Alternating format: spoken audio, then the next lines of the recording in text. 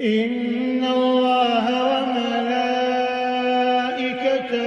يصلون على النبي يا أيها الذين آمنوا صلوا عليه وسلموا تسليما.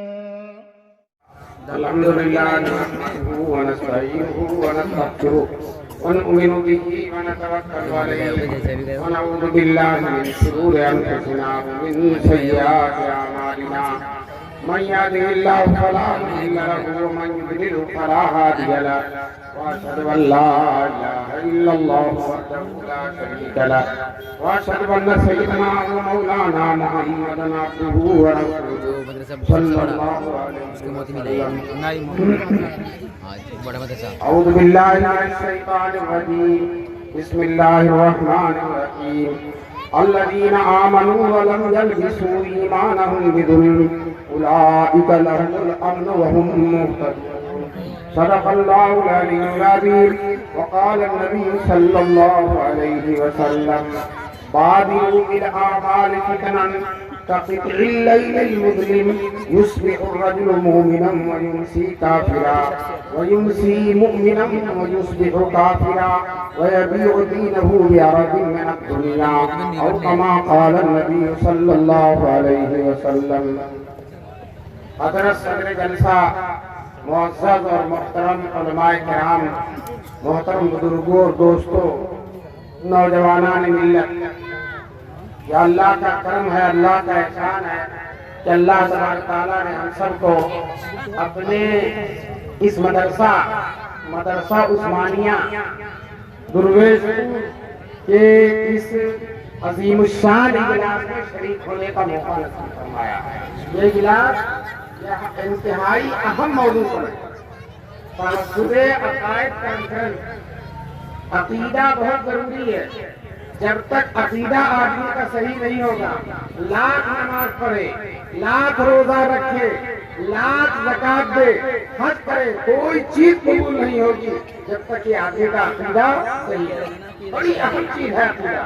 صحابہ کرام رضوان اللہ علیہم اجمعین کی سب سے پہلی کوشش یہ ہوتی تھی ہمارا عقیدہ اللہ اس کے رسول کی مرضی کے مطابق. چنانچہ رسول پاک صلی اللہ علیہ وسلم نے ہم سب کو انہی عقیدوں کو اختیار کرنے کا حکم دیا ہے جو حضور کی صحبت میں بیٹھنے والے صحابہ کرام نے اختیار کیا تھا، جس کو اہل سنت والجماعت کہتے ہیں. کیا کہتے ہیں؟ اہل سنت والجماعت. سنت سے مراد حضور کا طریقہ اور جماعت سے مراد صحابہ کا طریقہ، جس کو ایک حدیث میں حضور نے فرمایا ما انا علیہ واصحابی، جس پر میں ہوں اور جس پر میرے صحابہ ہیں. یہی عقیدہ ہم کو اختیار کرنا. اگر عقیدہ صحیح ہو گیا تو انشاءاللہ ثم انشاءاللہ اعمال بھی صحیح اور جنت میں جانا بھی آسان اور اللہ کی رضا پانا بھی آسان اور رسول پاک صلی اللہ علیہ وسلم کی شفاعت پانا بھی آسان. یاد رکھو، اگر عقیدہ غلط ہے تو حضور صلی اللہ علیہ وسلم کی شفاعت نہیں ملے گی. اگر اعمال میں کمزوری ہے، کچھ کمزوری ہے، نماز میں کچھ کمی، روزے میں کچھ کمی، انشاءاللہ حضور صلی اللہ علیہ وسلم کی شفاعت ملے گی. تو دوستو، سب سے پہلے ضروری ہے کہ ہم اپنے عقیدے کو صحیح کریں. ایمان بہت ضروری، بہت بڑی دولت. میں نے آیت میں جو آیت پڑھی ہے، آیت میں اللہ تعالیٰ فرماتے ہیں الذین آمنوا، وہ لوگ جو ایمان لائے اللہ پر، ولم یلبسوا ایمانہم بظلم، اور اپنے ایمان میں انہوں نے ظلم نہیں ملایا، کفر نہیں ملایا، شرک نہیں ملائی، بدعت نہیں ملائی. اللہ تعالیٰ فرماتے ہیں اولئک لہم الامن، میدان محشر میں ان کو امن ملے گا، ان کو کامیابی ملے گی، ان کو سکون ملے گا، ان کو جنت ملے گی. وہم مہتدون، اور دنیا میں وہ لوگ ہدایت پانے والے ہوں گے. دیکھو دوستو، ایک دن رسول پاک صلی اللہ علیہ وسلم صحابہ کے ساتھ بہت پہاڑ پر گئے. حضرت ابوبکر بھی ہیں، حضرت عمر بھی ہیں، اور بھی صحابہ ہیں. حضور صلی اللہ علیہ وسلم نے صحابہ سے کہا تمہیں کچھ نظر آ رہا ہے؟ صحابہ نے کہا اللہ کے رسول ہمیں کوئی چیز نظر نہیں آ رہی. حضور نے فرمایا میں دیکھ رہا ہوں تمہارے گھروں پر فتنے ایسے گر رہے ہیں جیسے بارش کے قطرے گر رہے ہیں. دوستو یہ دنیا جتنا حضور صلی اللہ علیہ وسلم کے زمانے سے دور ہوتی جائے گی فتنے بڑھتے چلے جائے گا. آج سے پہلے اتنے فتنے نہیں تھے جتنے آج ہیں اور کل اتنے فتنے ہو جائیں گے جتنے آج نہیں ہیں. دن بدن فتنے بڑھتے جائیں گے. میں نے جو حدیث پڑھی ہے حدیث میں رسول پاک صلی اللہ علیہ وسلم فرماتے ہیں بادروا بالاعمال فتنن، اے مسلمانوں فتنوں کے آنے سے پہلے اچھائیاں کر لو، نیکیاں کر لو، عبادت کر لو، اپنے اللہ کو راضی کر لو فتنوں کے آنے سے پہلے. پھر حضور نے فرمایا کَطِّبَةِ اللَّيْلِ الْمُظْلِمِ، سیاہ راتوں کے ٹکڑے کی طرح فتنے گریں گے. سیاہ راتوں کی طرح کالے کالے فتنے، خطرناک فتنے، ایمان کو ختم کرنے والے فتنے، ہمارے دل سے ایمان کو نکال دینے والے فتنے. چنانچہ فرمایا یصبح الرجل مومنا، آدمی صبح مومن رہے گا، ذرا غور سے سنیے گا، صبح مومن رہے گا اور شام کو کافر ہو جائے گا. صبح مومن رہے گا اور شام کو کافر ہو جائے گا. طرح طرح کے گمراہ عقیدے، کوئی قادیانی ہے، کوئی شیعہ ہے اور کوئی گوہر شاہی ہے اور اسی طرح سے کوئی پرویز کو ماننے والا ہے اور اسی طرح سے کوئی طرح طرح کے فتنے. یہ فتنے رات دن محنت کر رہے ہیں، ہمارے جوانوں پر محنت کر رہے ہیں، ہماری کالج میں پڑھنے والے بچوں پر محنت کر رہے ہیں، کالج میں پڑھنے والی بچیوں پر محنت کر رہے ہیں، طرح طرح سے محنت کر رہے ہیں. انٹرنیٹ کو استعمال کر رہے ہیں، ذرائع تبلیغ کو استعمال کر رہے ہیں، پیسے کو استعمال کر رہے ہیں، دھوکے بازی کے ذریعے کر رہے ہیں. اور میں رسول پاک صلی اللہ علیہ وسلم صبح آدمی مسلمان ہوگا اور شام کو کافر ہو جائے گا. شام کو سوئے گا تو مسلمان رہے گا اور صبح اٹھے گا تو کافر ہو جائے گا. اور فرمایا رسول پاک صلی اللہ علیہ وسلم نے یبیع دینہ بعرض من الدنیا، اپنے دین کو دنیا کے تھوڑے سامان کے بدلے بیچ دے گا. تو ان حدیثوں سے پتا چلا، آیتوں سے پتا چلا کہ ہم کو سب سے پہلے ایمان پر محنت کرنا ہے. ایمان پر. ایک دن حضور صلی اللہ علیہ وسلم نے صحابہ سے پوچھا سب سے زیادہ مضبوط ایمان کس کا ہے؟ صحابہ سے پوچھا سب سے زیادہ. دیکھو بھائی مائک تو اچھا نہیں ہے، یہ جلسے والے جلسے میں جو مائک لاتے ہیں سب سے خراب مائک لاتے ہیں. یہ جانتے ہیں کہ مولوی کچھ کہیں گے نہیں، جو سب سے خراب مائک ہوگا وہی ہے. بہرحال رسول پاک صلی اللہ علیہ وسلم نے صحابہ سے پوچھا سب سے زیادہ مضبوط ایمان کس کا ہے؟ صحابہ نے کہا سب سے زیادہ مضبوط ایمان فرشتوں کا ہے. حضور صلی اللہ علیہ وسلم نے کہا فرشتوں کا ایمان سب سے زیادہ مضبوط ہے. تو کوئی حیرت کی بات نہیں ہے، رات دن اللہ کے پاس رہتے ہیں، اللہ کے عرش پر رہتے ہیں، اللہ کے جلوے اور تجلیات کو دیکھتے ہیں، اللہ کے حکموں کو سنتے ہیں. اگر ان کا ایمان مضبوط ہے تو کوئی بہت اہم بات نہیں ہے. دوسرا نام بتاؤ. تو پھر صحابہ کرام رضوان اللہ علیہم اجمعین نے کہا سب سے زیادہ مضبوط ایمان نبیوں کا. تو رسول پاک صلی اللہ علیہ وسلم نے فرمایا نبیوں پر وحی اترتی ہے، جبریل آتے ہیں، اللہ کا براہ راست کلام ان پر اترتا ہے. ان کا ایمان اگر مضبوط نہیں ہوگا تو کس کا ہوگا؟ اور نام بتلاؤ.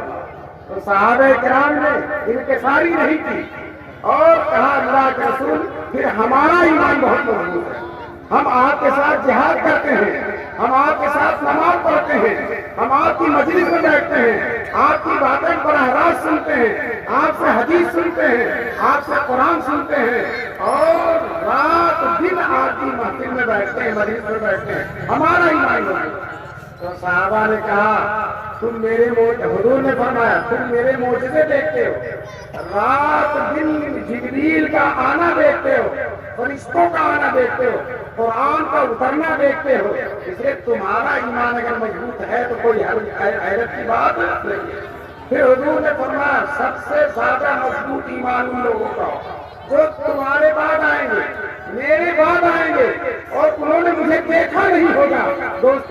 مسلمان ہیں، ہم حضور کے بعد آئے ہیں اور حضور کو دیکھا نہیں ہے، لیکن حضور نے فرمایا میرے بعد آئیں گے اور مجھ کو دیکھا بھی نہیں ہے، لیکن مجھ پر اتنا ایمان لائیں گے، اتنا ایمان لائیں گے کہ اپنے جان اور مال کو میری محبت میں قربان کر دیں گے۔ میں آپ سے پوچھتا ہوں مسلمانوں بیٹھے ہوئے، بتلاؤ کیا ہم حضور کی محبت میں، حضور کی محبت میں، حضور کے دین کی محبت میں، حضور کی عظمت میں اپنے جان و مال کو قربان کرنے کے لیے تیار ہیں کہ نہیں؟ تیار ہیں۔ تو حضور نے ہماری تعریف کی، ہمارے ایمان کی تعریف کی ہے کہ ہم نے حضور کو نہیں دیکھا لیکن حضور کے دین کو سینے سے لگائے ہوئے ہیں، حضور کی محبت کو سینے سے لگائے ہوئے ہیں، اور ہم کہتے ہیں جو جان مانگو تو جان دے دے، جو مال مانگو تو مال دے دے، مگر یہ ہم سے نہ ہو سکے گا نبی کا جاہو جلال دے۔ دوستو آج ہم کتنے بھی گنہگار ہیں، مجرم ہیں اور جو ہے ہر طرح سے اللہ سے دور ہیں، اس کے باوجود ہمارے سینے میں رسول پاک صلی اللہ علیہ وسلم کی محبت۔ ایک مسلمان داڑھی نہیں رکھتا، نماز بھی نہیں پڑھتا، روزہ بھی نہیں رکھتا ہے اور بھی غلطیاں کرتا ہے، لیکن جب حضور کی محبت کا معاملہ آ جائے گا تو اپنی ساری چیز حضور کی محبت میں قربان کر دے گا، گھر قربان کر دے گا، مال قربان کر دے گا۔ ایک دن حضور صلی اللہ علیہ وسلم نے حضرت عمر سے پوچھا، اے عمر بتاؤ، حضرت عمر سے کہا دیکھو سنو، تم میں سب سے مومن کامل نہیں ہو سکتا، پکا مسلمان نہیں ہو سکتا، اعلیٰ درجے کا مسلمان نہیں ہو سکتا جب تک کہ میں اس کے والد سے، اس کے اولاد سے اور تمام لوگوں سے اس کے مال اور جان سے زیادہ عزیز نہ ہو جاؤں، تب تک آدمی مسلمان صحیح معنوں میں کامل مسلمان نہیں ہو سکتا۔ تو حضرت عمر نے کہا اللہ کے رسول مجھے آپ ہر چیز سے زیادہ محبوب ہیں، میرے بیٹے سے بھی، میرے باپ سے بھی، میرے مال و دولت سے، لیکن میری جان سے زیادہ آپ محبوب نہیں ہیں۔ جو دل میں بات صحیح بتا دیا۔ حضور نے کہا عمر ابھی تم کامل مسلمان نہیں ہو سکتے، مکمل مسلمان۔ ابھی یہ کہی رہے تھے کہ واقعتاً حضرت عمر کی دل کی دنیا بدل گئی اور حضور کی محبت سب سے زیادہ ہو گئی اسی مجلس میں۔ چنانچہ حضور سے کہتے ہیں اے اللہ کے رسول اب میری جان سے بھی زیادہ آپ محبوب ہو گئے۔ تو حضور نے فرمایا اے عمر اب تمہارا ایمان مکمل ہو گیا۔ اللہ تبارک تعالیٰ ہم سب کو مکمل ایمان کی توفیق نصیب فرمائے، بہترین ایمان، مضبوط ایمان، ایسا ایمان کہ اللہ کے علاوہ کسی سے ڈرنا، اللہ کے علاوہ کسی کی بڑائی نہ ہو، اللہ کے علاوہ کسی کی عظمت نہ ہو۔ اگر ساری دنیا ہمارے مخالف ہو جائے لیکن ہمیں اللہ پر ایسا یقین ہے کہ اگر اللہ ہمارے ساتھ ہے تو کوئی ہمارا کچھ نہیں کر سکتا۔ کسی نے کہا ہے کیا ڈر ہے اگر سارا زمانہ ہو مخالف، کیا ڈر ہے اگر سارا زمانہ ہم مخالف، کافی ہے اگر یہ خدا میرے لیے۔ ہمارے دارالعلوم دیوبند میں بہت بڑے محدث ہیں حضرت مولانا نعمت اللہ صاحب، اللہ تبارک تعالیٰ ان کی عمر میں برکت نصیب فرمائے، 90-95 سال کی عمر ہے۔ آج بھی مسجد میں جاتے ہیں، نماز مسجد کے اندر پڑھتے ہیں، سبق بھی پڑھاتے ہیں، پیدل چلتے ہیں، 95 سال کی عمر ہے۔ مولانا فرمایا کرتے تھے آج مسلمانوں کو فتنوں کے بارے میں بتانا چاہیے، جلسوں میں فتنے جو آ رہے ہیں ان کے بارے میں بتانا چاہیے تاکہ لوگ فتنوں سے بچیں۔ میں آپ کو بتا دینا چاہتا ہوں پوری دنیا میں سب سے بڑا فتنہ دجال کا فتنہ، سب سے بڑا فتنہ کس کا فتنہ؟ دجال۔ حضور نے ایک حدیث میں فرمایا یہ جب سے دنیا شروع ہوئی ہے اور جب تک دنیا ختم ہوگی دجال سے بڑھ کر کوئی فتنہ نہیں آئے۔ یہ دجال ہے کیا؟ یہ کوئی یہودی ہے جس کو اللہ تعالیٰ نے شعبے رکھے ہیں، وہ اپنے ساتھ جنت لے کر چلے گا اور جہنم لے کر چلے گا۔ اللہ نے اس کو قوت دی ہماری آزمائش کے لیے، چنانچہ وہ جب نکلے گا 40 دن تک دنیا میں رہے گا، 40 دن تک، اور ہر ایک کے پاس جائے گا۔ آپ کے اس گاؤں درویش پور میں بھی آئے گا، ہر جگہ پہنچے گا، اور صرف مکہ اور مدینہ میں نہیں جائے گا ورنہ ہر جگہ جائے گا۔ اپنے ساتھ جنت رکھتا ہے، جہنم رکھتا ہے، اور لوگوں کو کہے گا لوگوں اس پر ایمان لاؤ، اس کو خدا مانو، اس پر ایمان لاؤ۔ جو کچے ایمان کے لوگ ہوں گے وہ سب کے سب اس پر ایمان لے آئیں گے، اور جو اس پر ایمان لے آئے گا اس کو وہ اپنی جنت میں داخل کر دے گا۔ رسول پاک صلی اللہ علیہ وسلم فرماتے ہیں جو دجال کی جنت میں چلا جائے گا وہ اللہ کے ہاں جہنم میں جائے گا، وہ اللہ کے ہاں جہنم میں جائے گا۔ اور جو اس پر ایمان نہیں لائے گا اور کہے گا کہ دجال ہے، تو دجال اس کو اپنی جہنم میں ڈال دے گا۔ اور رسول پاک صلی اللہ علیہ وسلم نے فرمایا جو دجال کی جہنم میں چلا گیا وہ اللہ کے یہاں جنت میں جائے گا۔ اللہ تبارک تعالیٰ ہم سب کو دجال کے فتنوں سے بچنے کی توفیق فرمائے۔ کہتے ہیں وہ دنیا میں ہر جگہ جائے گا۔ آج کل جو اچھے اچھے روڈ بن رہے ہیں نا، یہ ہائی وے جو بن رہے ہیں، یہ سب دجال ہی کے لیے بن رہے ہیں۔ بڑی سہولت کے ساتھ ہر جگہ پہنچ جائے گا، ہر جگہ۔ پہلے دلی کتنے گھنٹے میں جاتے تھا، بہت جلدی پہنچ جائے گا، اور آگے اور بھی ترقی ہونے والی ہے۔ بہرحال دجال ہر جگہ جائے گا، مکے اور مدینے میں نہیں جائے گا، مکے میں نہیں جائے گا اور مدینے میں نہیں جائے گا۔ مدینے کے پاس جا کر، مدینے کے دروازوں پر اللہ کے فرشتے پہرا دیں گے۔ دجال نہیں جا، مدینے کے باہر جائے گا، مدینے کے باہر جا کے ڈیرا ڈالے گا۔ اتنے میں ایک مسلمان مدینے سے نکل کر دجال کے پاس آئے گا۔ دجال اس کو پکڑ کر کہے گا تم مجھ پر ایمان لاؤ، مجھ کو خدا مانو، میری جنت میں جاؤ اور مجھ پر ایمان لاؤ۔ تو وہ مرد مومن ہے، مضبوط ایمان والا ہے، اس کا ایمان بہت مضبوط ہے، اور دجال سے کہے گا تو وہی دجال ہے جس کی میرے نبی نے خبر دی ہے، میں تجھ پر ہرگز ایمان نہیں لاؤں گا، تو کافر ہے، تو اللہ کا دشمن ہے، میں تجھ پر ہرگز ایمان نہیں لاؤں گا۔ تو جب یہ کہے گا دجال اس کو پکڑ کر اس کے جسم کے دو ٹکڑے کر دے گا، جسم کے ایک ٹکڑا ادھر پھینک دے گا اور ایک ٹکڑا ادھر پھینک دے گا، اور بیچ میں دجال کھڑا ہو جائے گا۔ پھر تھوڑی دیر کے بعد دجال دونوں ٹکڑوں کو اکٹھا کرے گا اور وہ زندہ ہو جائے گا۔ دجال کہے گا اب تو مجھ پر ایمان لاؤ گے؟ وہ مرد مومن کہے گا اب تو تیرے دجال ہونے کا اور یقین ہو گیا، تیرے دیکھے کتنا مضبوط چیر گیا، ٹکڑے ٹکڑے ہو گئے، لیکن دجال پر ایمان نہیں لایا، اور کہہ رہا تیرے دجال ہونے کا اور یقین ہو گیا۔ دوستو یہ کہے گا اور آگے بھاگتا چلا جائے گا، دجال اسے پیچھے سے دوڑائے گا، لیکن اللہ تعالیٰ اس کی گردن اس کا جسم تابع کر دیں گے۔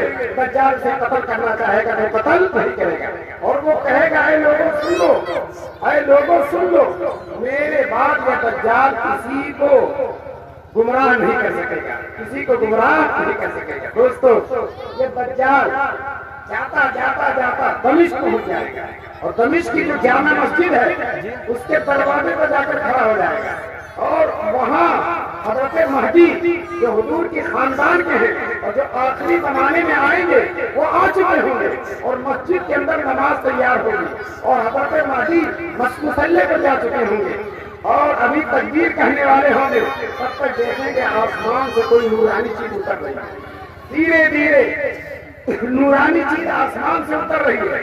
دوستو وہ رک جائیں گے اور اترنے کا انتظار کریں گے، تو فرشتوں کے پروں پر ہاتھ رکھ کے حضرت عیسیٰ آسمان سے تشریف لائیں گے۔ حضرت عیسیٰ کا آسمان سے آنا یہ اہل سنت والجماعت کا عقیدہ ہے۔ اگر کوئی مسلمان حضرت عیسیٰ کے آنے کا انکار کر دے گا اور آنے پر ایمان نہیں لائے گا وہ کافر ہو جائے گا، اس لیے کہ قرآن میں بھی تذکرہ ہے اور حدیثوں میں بھی تذکرہ ہے۔ دوستو کس شان کے ساتھ آئیں گے، دو فرشتوں کے پروں پر ہاتھ رکھ کے دھیرے دھیرے مینارے پر آ جائیں گے، مسجد دمشق کے مینارے پر، اور اتنے حسین ہوں گے، اتنے حسین ہوں گے، جب ایسے جھکیں گے تو موتی کے ٹکڑے جیسے گر رہے ہیں، جب ایسے سر اٹھائیں گے تو پورے ماحول پر ایک دم چمک آئے گی، بہت حسین ہو جائیں گے۔ وہ آئیں گے مسلمان سیڑھی لگا کر ان کو مینارے سے اتاریں گے، اور پھر سب لگی ہوئی ہے، مہدی مسلح پر جا چکے ہیں، حضرت مہدی پیچھے ہٹیں گے تاکہ حضرت عیسیٰ نماز پڑھائیں، اس لیے کہ عیسیٰ نبی ہے اور مہدی امتی ہے، تو مہدی پیچھے ہٹ جائیں گے، اس لیے کہ جو بڑا ہو وہ امامت کرے۔ عیسیٰ علیہ السلام حضرت مہدی سے کہیں گے یہ نماز آپ ہی پڑھائیے، اس امت کے احترام میں بتائیے ایک نبی ہمارے نبی کے امتی کے پیچھے نماز پڑھے گا۔ جب نماز پوری ہو جائے گی تو عیسیٰ علیہ السلام آئیں گے اسے دجال کا مقابلہ کرنے کے لیے، اسی دجال کو ختم کرنے کے لیے۔ چنانچہ نماز پڑھ کر فارغ ہوں گے اور مسجد کے باہر دجال کھڑا ہوگا، عیسیٰ علیہ السلام مہدی کے ساتھ اور تمام مسلمانوں کے لشکر کے ساتھ باہر نکلیں گے۔ جب دجال کو معلوم ہو جائے گا عیسیٰ علیہ السلام آ گئے تو اتنا ڈرے گا کہ وہاں سے بھاگ جائے گا، وہ آگے بھاگتا رہے گا اور عیسیٰ علیہ السلام پیچھے سے اس کو دوڑاتے رہیں گے، دوڑاتے دمشق سے لے کر اسرائیل تک چلے جائیں گے۔ آج جہاں اسرائیل ہے، چنانچہ دجال کا سب سے بڑا گڑھ اور مرکز اسرائیل، وہیں وہ بھاگ جائے گا۔ حضرت عیسیٰ علیہ السلام اس کے پیچھے اسرائیل کے شہر لد میں اس کو پکڑ لیں گے، اور جب پکڑ لیں گے دجال عیسیٰ علیہ السلام کے سامنے آئے گا تو ایسا ڈرے گا۔ حدیث میں رسول پاک صلی اللہ علیہ وسلم فرماتے ہیں عیسیٰ علیہ السلام کو دیکھ کر دجال ایسا گھلتا جائے گا جیسے نمک پانی میں گھلتا ہے۔ اگر حضرت عیسیٰ علیہ السلام اسے چھوڑ دیں تو یوں ہی گھل کے ختم ہو جائے گا، لیکن عیسیٰ علیہ السلام اس کے قتل کی سعادت حاصل کریں گے اور اپنے نیزے سے، اپنی تلوار سے حضرت عیسیٰ علیہ السلام دجال کو قتل کر دیں گے۔ میں آپ سے بتانا چاہتا ہوں یہ قتل ہو گیا، اب اس کے بعد کوئی فتنہ نہیں آئے گا، اب پوری دنیا میں اسلام کی حکومت ہوگی، مسلمانوں کی حکومت ہوگی۔ حضرت عیسیٰ علیہ السلام اور حضرت مہدی یہ مل کر پوری دنیا کو اسلام کے دامن میں داخل کر دیں گے۔ نہ کوئی کفر ہوگا، نہ کوئی شرک ہوگا، نہ کوئی بدعت ہوگا، نہ کوئی فتنہ ہوگا۔ اس میں سب سے بڑا فتنہ یہ دجال ہے، اس کو عیسیٰ علیہ السلام ختم کر دیں گے۔ دوستو میں نے تفصیل اس لیے بتلائی، اب مسلمانوں بتلاؤ اگر دجال تمہارے پاس آیا جیسا کہ ہمارے حضور نے فرمایا ہے تو اب دجال پر ایمان لاؤ گے یا اس کا انکار کرو گے؟ بولو، اس کا انکار کریں گے اور ہم کہہ دیں گے کہ وہی دجال ہے جس کی ہمارے حضور صلی اللہ علیہ وسلم نے خبر دی ہے۔ دوستو دجال سے پہلے چھوٹے دجال کو ہوتا ہے، چھوٹے دجال جیسے کوئی بہت بڑا آتا ہے تو چھوٹے ملازم آتے ہیں اس سے پہلے فتح ہموار کرنے کے لیے، تو دجال سے پہلے طرح کی فکریں آئیں گے۔ دجال سے پہلے سورج جو مشرق سے نکلتا ہے مغرب سے نکلے گا، مشرق سے جو نکلتا ہے مغرب سے نکلے گا۔ دوستو حضور صلی اللہ علیہ وسلم نے ایک دن صحابہ سے پوچھا تمہیں معلوم ہے یہ سورج کہاں جاتا ہے؟ صحابہ نے کہا اللہ جانے اور اللہ کے رسول جانے، ہمیں نہیں معلوم۔ حضور نے کہا جب یہ ڈوبتا ہے تو اللہ کو سجدہ کرتا ہے اور سجدہ کر کے اللہ سے مشرق سے نکلنے کی اجازت مانگتا ہے، لیکن قیامت کے قریب جب وہ سجدہ کرے گا تو سجدہ قبول نہیں ہوگا اور اس کو مشرق سے نکلنے کی اجازت نہیں ملے گی، تو مغرب سے جہاں سے ڈوبا تھا وہیں سے نکلے گا۔ یہ سورج کا مغرب سے نکلنا ہے۔ دوستو حفاظت فرمایا اللہ تعالیٰ جس دن سورج مغرب سے نکلے گا تو فرمایا اللہ نے قرآن کریم میں کہ اب آج کی تاریخ سے جو کوئی مومن نہیں ہے اس کا ایمان قبول نہیں۔ اب اگر مومن نہیں تھا اب ایمان لا رہا تو ایمان قبول نہیں ہوگا۔ اب گنہگار تھا، شرابی تھا، زانی تھا، چور تھا، جھوٹ بولتا تھا، دغا دیتا تھا، حرام کھاتا تھا، اب توبہ کرنا چاہتا اس کی توبہ قبول نہیں ہوگی۔ اس لیے مسلمانوں سورج کے مغرب کے نکلنے سے پہلے اپنے اعمال سے توبہ کریں۔ اللہ تعالیٰ ہم سب کو پہلی فرصت میں گناہوں سے توبہ کرنے کی توفیق فرمائے۔ یہ ہمارے قاری یاسین صاحب اللہ تبارک تعالیٰ ان کو جزائے خیر دے، انہوں نے یہ کہا کہ میں ایک نئے عنوان سے کانفرنس کرنا چاہتا ہوں، تحفظ عقائد، ایسی چیزیں بتا دی جائیں جس سے مسلمانوں کے عقیدے محفوظ ہو جائیں۔ تو انشاءاللہ یہ چند باتیں جو آپ کے سامنے رکھی گئی ہیں اگر ان پر آپ عمل کریں گے، انہیں دھیان دیں گے، انشاءاللہ اللہ تعالیٰ آپ کے عقیدے کو مضبوط کرے گا۔ اور عقیدہ اگر مضبوط ہے تو دوستو اگر اعمال میں کچھ کوتاہی ہے، کچھ کمی و بیشی ہے تو انشاءاللہ اللہ تعالیٰ معاف کر دے گا۔ حضور سفارش فرما دیں گے، میدان محشر میں اللہ تعالیٰ کے لطف و کرم کی بارش ہو جائے گی۔ لیکن اگر عقیدہ اچھا نہیں ہے تو پھر آدمی جنت میں نہیں جائے گا۔ حدیث میں رسول پاک صلی اللہ علیہ وسلم فرماتے ہیں، صحیح فکری کی حدیث ہے کہ گنہگار سے گنہگار آدمی اگر جہنم میں بھی چلا گیا بہت گنہگار ہے لیکن ایمان اس کے اندر ہے، عقیدہ اس کا صحیح ہے، تو کبھی نہ کبھی جہنم سے نکال کر اللہ سے جنت میں داخل کریں گے۔ پھر حضرت ابو سعید خدری کی روایت ہے کہ سب سے آخر میں جو مسلمان جہنم سے نکل کر جنت میں داخل ہوگا، جل کر کوئی نہ ہو چکا ہوگا، کچھ پتہ نہیں چلے گا، صرف پیشانی یا زبان سے ہو تو پتہ چلے گا کہ مسلمان ہے۔ اللہ تبارک تعالیٰ فرشتوں سے کہیں گے یہ جو جہنم میں چل رہا ہے مسلمان، بہت دن ہو گئے اسے کرتے کرتے، اب اسے معاف کرنا ہے۔ چنانچہ اللہ تعالیٰ کہیں گے کہ فرشتوں اس کا منہ آ جائیے، کون بزرگ ہیں ادھر آئیے، بہت دیر سے بلا رہے ہیں۔ بہرحال اللہ تبارک تعالیٰ فرشتوں سے کہیں گے یہ جہنمی جو مسلمان ہے بہت گنہگار جہنم میں جائے، اب میں اس کو معاف کرتا ہوں، لیکن ابھی پورے طور پر جہنم سے نہیں نکالوں گا، اس کا منہ جنت کی طرف ہے۔ چنانچہ ہے جہنم میں اور چہرہ جنت کی طرف، سامنے جنت نظر آ رہی ہے، اتنی حسین جنت پورے نظر آ رہی ہے، محلات نظر آ رہے ہیں، پور اور شہد کی نہریں نظر آ رہی ہے، اس کا دل بیکار ہو جائے گا، اس کے منہ میں پانی آ جائے گا، وہ کہے گا بار الہ آپ نے میرا منہ جنت کی طرف کر دیا، مجھے جہنم کے دروازے پر کر دیا، اس جہنم کی گرمی مجھے بہت پریشان کری، دروازے پر کر دیجیے، وہیں سے جنت کو دیکھوں گا۔ اللہ تعالیٰ کہیں گے بندے اس کے بعد تو کچھ نہیں مانگے گا تو کہے گا بار الہ اس کے بعد کچھ نہیں مانگے گا۔ چنانچہ فرشتوں سے کہیں گے اس کو نکال کر جہنم کے دروازے پر کر دو۔ اب جب جہنم کے دروازے پر پہنچ جائے گا تو اللہ تعالیٰ سے کہے گا بار الہ یہ جہنم کی لپٹیں آ رہی ہیں، آگ کی گرمی آ رہی ہے، شعلے آ رہے ہیں، دھواں آ رہا، سونپ اور بچھو کی آوازیں آ رہی ہیں، بار الہ مجھے جہنم سے باہر کر دیجیے۔ اللہ تعالیٰ کہے گا بندے کتنا جھوٹا ہے، کہا تھا کچھ نہیں مانگوں گا، کہہ رہا ہے جہنم سے باہر کر دے، کہتا ہے اللہ اب اس کے بعد کوئی سوال نہیں کروں گا، مجھے بس جہنم سے باہر کر دے۔ اللہ تعالیٰ فرشتوں سے کہیں گے جہنم کے باہر کر، اب جہنم سے نکل کر باہر ہوگا لیکن ابھی جنت میں نہیں گیا، جنت نظر آ رہی ہے، تو اس کو کون صبر کر سکتا ہے؟ جنت کی حوریں نظر آ رہی ہیں، محلات نظر آ رہی ہیں، وہ بندہ کہے گا بار الہ مجھے جنت کے دروازے بتا، جنت میں نہ دروازے بتا۔ اللہ کہے گا بندے کتنا جھوٹا ہے، ابھی تم نے وعدہ کیا کہ کچھ نہیں مانگو، پھر مانگ رہا ہے اللہ یہ آخری سوال کچھ نہیں مانگے گا۔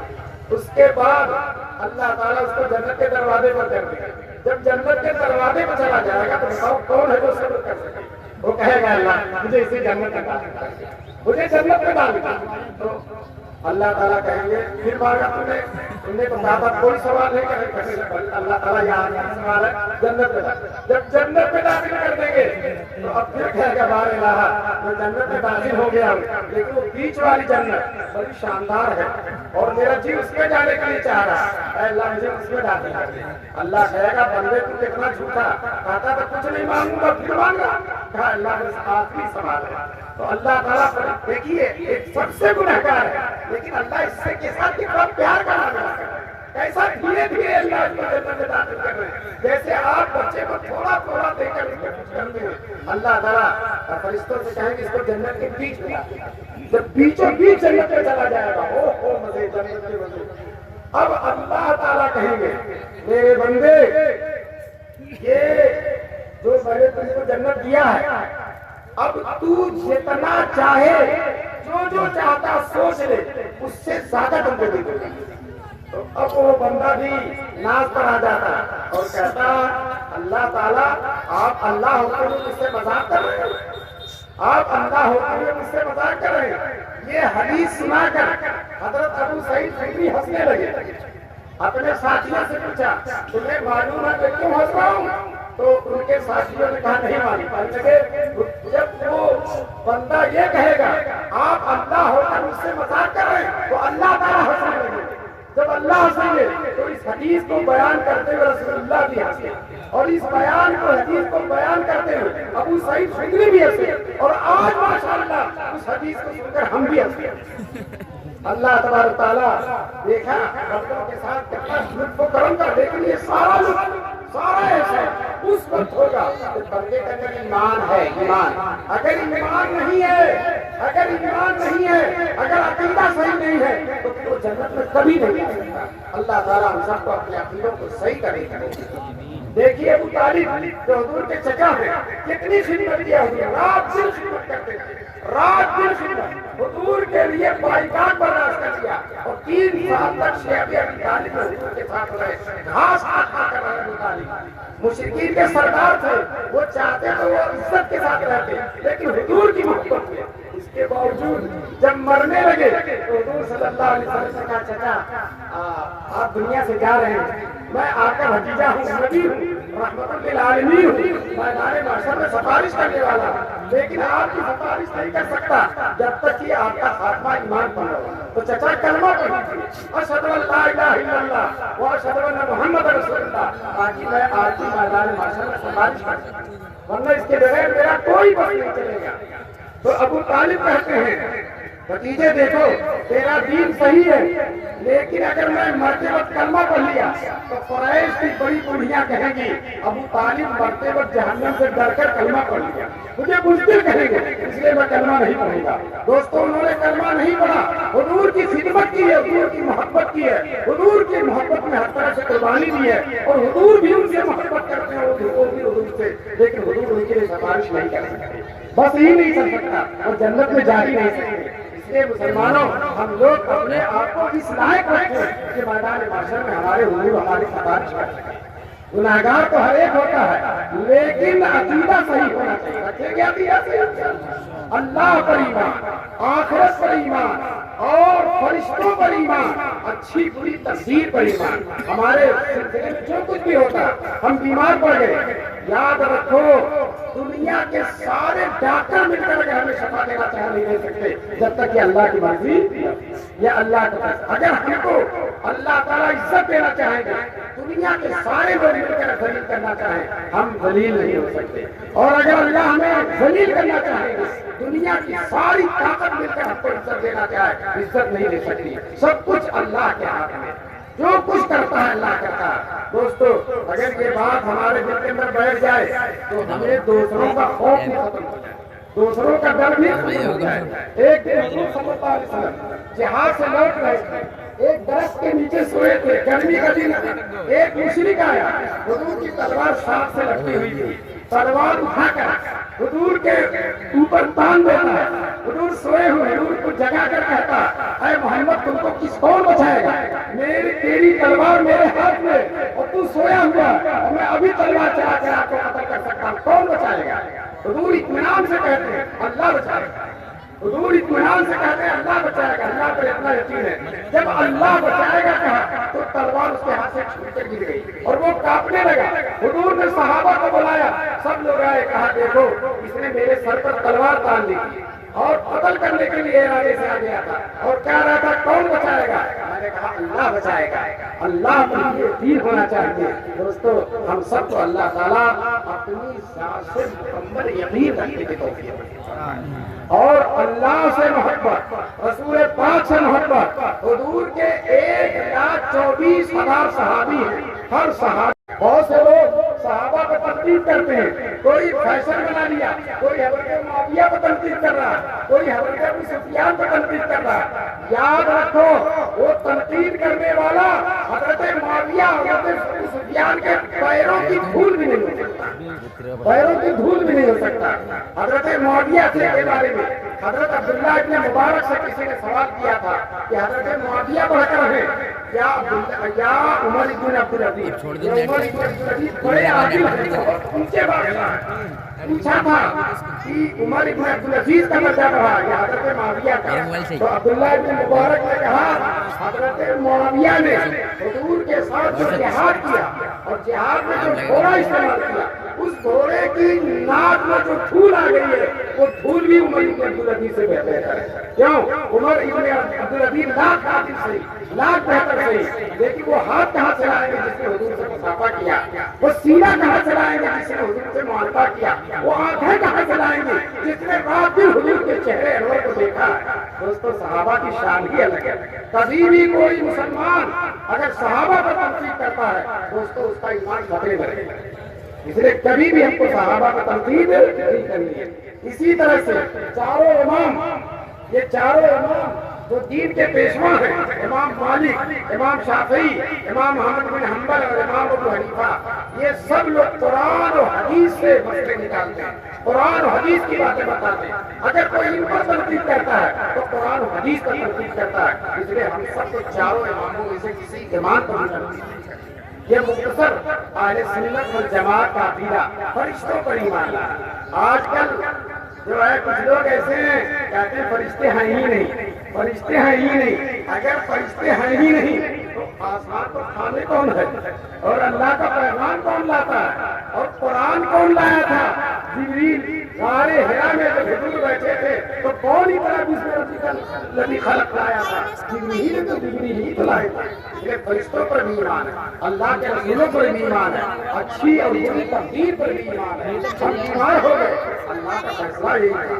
ہم مر گئے، اللہ کا فیصلہ ہی یہی تھا۔ کسی کا ایکسیڈنٹ ہو گیا، اللہ کا فیصلہ یہی تھا۔ اللہ کی مرضی، اللہ نے روزے عدل میں طے کر دیا تھا۔ اس لیے اللہ کے فیصلوں کا یقین ہونا چاہیے۔ اب میں بات کو ختم کرتا ہوں، جلسہ بہت بڑا ہے، اللہ تبارک تعالیٰ ان کو جزائے خیر دے۔